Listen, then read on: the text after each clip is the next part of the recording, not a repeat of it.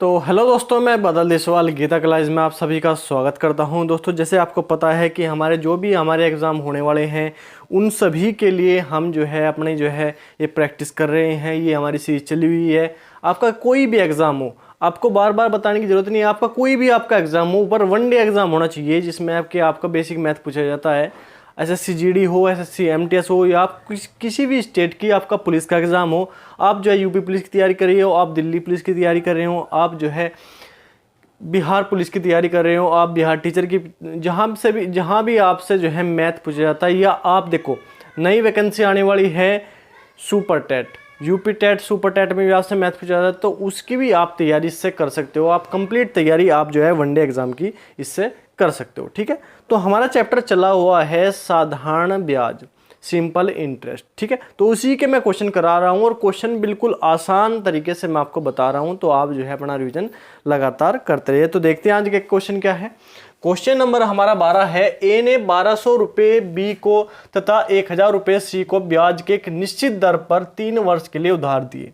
यदि उसने सी की अपेक्षा बी से 50 रुपये अधिक ब्याज मिला हो तो ब्याज की दर क्या है। ठीक है, उसने कहा कि ए ने बी को तो दिए 1200 रुपये, सी को दिए 1000 रुपये, और बिल्कुल समान दर पर दिए, समान दर है दोनों की। ठीक है, उसने कहा कि सी की अपेक्षा बी को 50 रुपये अधिक ब्याज देना पड़ा है। ठीक है, सी की अपेक्षा बी से 50 रुपये अधिक ब्याज प्राप्त हुआ है उसे। तो देखो, जब बी को पैसे भी अधिक दिए थे, 1200 रुपये से दिए थे बी को, और सी को दिए थे 1000 रुपये, तो जब इसे अधिक पैसे दिए इसने उधार, तो ब्याज भी अधिक देना पड़ेगा। तो उसे कितना अधिक देना पड़ा, उसे 1200 की 1000 की अपेक्षा 1200 रुपये यहाँ थे, तो 200 रुपये अधिक। कितने रुपए थे? 200 रुपये अधिक थे। 200 रुपये क्या है? मूलधन। ब्याज कितना मिला अधिक? 50 रुपये। तो ब्याज बराबर क्या होता है? मूलधन गुणा दर। दर क्या है? समान है दोनों की। और गुणा समय क्या है? समय कितना है? समय 3 वर्ष। 3 बटे क्या है? बटे 100। ब्याज बराबर मूलधन गुणा दर गुणा समय बटे 100, आपको पता ही है। तो जितना इनका गैप है, जितने अधिक पैसे बी को दिए गए हैं और जितना अधिक उसने ब्याज उसने दिया है, तो वो उसको रियल ब्याज हम मान लेंगे और ब्याज की दर निकाल लेंगे। ठीक है, 2 जीरो से 2 जीरो कट जाएंगे, 2 से काट दो इसे कितनी बार? 25 बार। तो ये 3 इधर भाग में आ जाएगा, तो आर बराबर क्या आ जाएगा? 25 बटे 3। 3 छंग 18, 3 अट्ठे 24। 8 सही 1/3% का उसे क्या होगा? 8 सही 1/3 क्या हो जाएगी? दर उसकी। आर बराबर क्या हो जाएगा? 8 सही 1/3%। जो उसने देखो, बी को उसने 200 रुपये अधिक दिए, तो 200 रुपये अधिक का मतलब है कि उसे ब्याज भी अधिक देना पड़ेगा। तो 200 रुपये उसके मूलधन हो गया। ब्याज कितना अधिक देना पड़ा? 50 रुपये। तो 50 उसका ब्याज हो गया। समय कितना है? 3 वर्ष। समय उसका 3 वर्ष।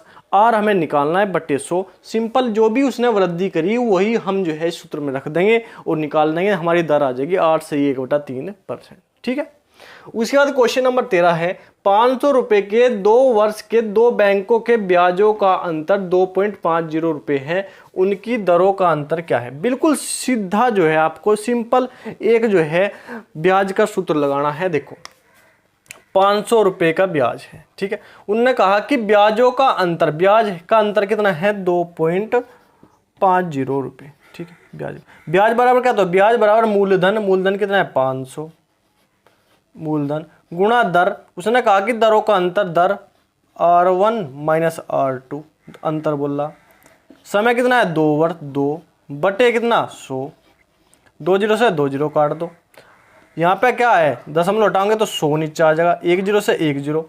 5 से काट दो 5 बार। 5 से काट दो 2 बार। ठीक है, ये 2 इसमें गुणा में है तो भाग में चला जाएगा। ठीक है, तो यहाँ पे क्या हो जाएगा? 1/4 बराबर R1 माइनस R2। ठीक है, अब 1/4 का मान क्या होता है? 1/4 बराबर होता है 0.25%। तो इनकी दरों का अंतर क्या आ जाएगा? 0.25%। सीधा आपको क्या करना? सिंपल आपको क्या करना? जो हमारा ब्याज का फॉर्मूला है उसमें रख देना है। इन्होंने कहा ब्याज का अंतर, तो ब्याज का अंतर ब्याज की जगह रख देंगे। उन्होंने कहा कि दरों का अंतर निकालो, तो दरों का अंतर दरों के स्थान पर रख देंगे, R1 माइनस R2। ठीक है, अंतर निकल जाएगा। और जो बाकी बची हुई चीज़ है वो ऐसे के ऐसे ही रख देनी है। हमारा अंतर आ जाएगा 0.25%। ठीक है। इस तरह के क्वेश्चनों को आपको जो है अंतर x मान y मान ऐसे नहीं करना, आपको डायरेक्ट ऐसे ही लिख देना है सीधा जो है इसके फॉर्मूले में, ठीक। अब क्वेश्चन नंबर 14 है हमारे पास, किसी धन को 3 वर्ष के लिए किसी निश्चित दर पर उधार दिया गया, यदि ब्याज की दर 2% अधिक होती तो 54 रुपये ब्याज अधिक मिलता, मूलधन क्या है। अगर उसने कहा कि अगर ब्याज की दर 2% अधिक होती तो ब्याज जो है 54 रुपये अधिक मिलता, मूलधन हमें बताना है। अब मूलधन हमारे पास कुछ नहीं है, ब्याज कितना है, ब्याज रुपये 54 रुपये अधिक मिलता, ब्याज कितना है 54, ठीक है। दर हमारे पास क्या है 2%, उसने कहा कि अगर 2% जो है अधिक होती दर तो जो है उसे ब्याज 54 रुपये अधिक मिलता, ठीक है। तो हमने जो है रियल दर भी यही मान ली और रियल ब्याज भी यही मान, मूलधन हमने मान लिया x गुणा दर हमारे पास 2 मान ली हमने, ठीक है। 2% अधिक थी, समय 3 वर्ष है, 3 बटे क्या कर दिया 100, ठीक है। अब 2 से काट दो इसे 27 बार, 27 से 54, 3 से काट दो इसे 9 बार, ठीक है। ये 100 की गुणा इधर हो जाएगी तो x बराबर क्या हो गया 9 गुणा 100 मतलब कितना 900। तो मूलधन हमारा क्या हो गया, मूलधन हमने x मानना था और वो क्या आ गया 900। बिल्कुल सिंपल। ब्याज के सीधे जो है फॉर्मूले में हमको रख देना है, जितनी वृद्धि करी 2% का दर 2% की दर में वृद्धि करी तो ब्याज में 54 रुपए की वृद्धि होगी। दर भी 2% मान लो, ब्याज भी 54 रुपए मान लो, ऐसा कैसे ही मान लो, ठीक है। जो मूलधन निकालना वो x मान लो और फॉर्मूले में रख दो, मूलधन का मान हमारे पास आ जाएगा x बराबर 900 रुपये, ठीक है। तो इनको डायरेक्ट फॉर्मूले में रख के भी हम जो है सोल्व कर सकते हैं, आपको जो है ज़्यादा इसमें कुछ मानने की जरूरत नहीं पड़ने की, ठीक है। जितनी वृद्धि करी उसे ही मान लो, सब कुछ उसे रियल वैल्यू मान लो आप, ठीक है।